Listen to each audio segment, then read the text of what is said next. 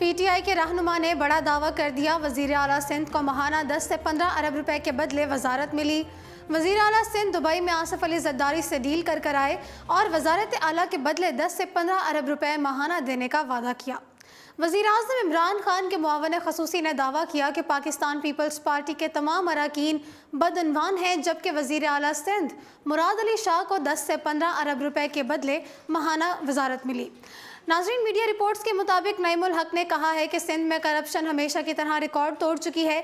जहां peoples party के तमाम अरकान बदअनवान हैं, सिंध में पीपल्स पार्टी के अपने लोग पार्टी से मायूस हैं। वहां डाकुओं और लुटेरों का कल्चर है।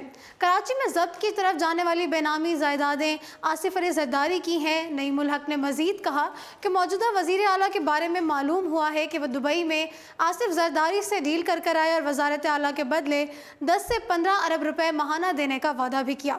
जबकि दूसरी जानिब बताया जा रहा है कि सीनियर सहाफ़ी और तज्ज़ियाकार हारून रशीद ने निजी टीवी चैनल के प्रोग्राम से गुफ्तगू करते हुए दावा किया था कि पीपल्स पार्टी के चेयरमैन बिलावल भुट्टो ज़रदारी और सिंध के वज़ीर आला मुराद अली शाह की गिरफ्तारियों की तैयारियां भी मुकम्मल कर ली गई हैं।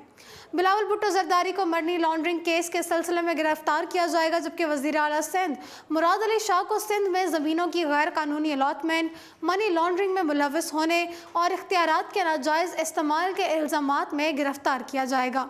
मजीद बताया गया है कि बिलावल भुट्टो ज़रदारी पाक लेन केस से ताल्लुकी का इजहार करते हुए दावा करते हैं कि इस वक्त नाबालिग थे, जबकि मुराद अली शाह की मुमकिना गिरफ्तारी को भी पीपल्स पार्टी की क़यादत भांप गई है।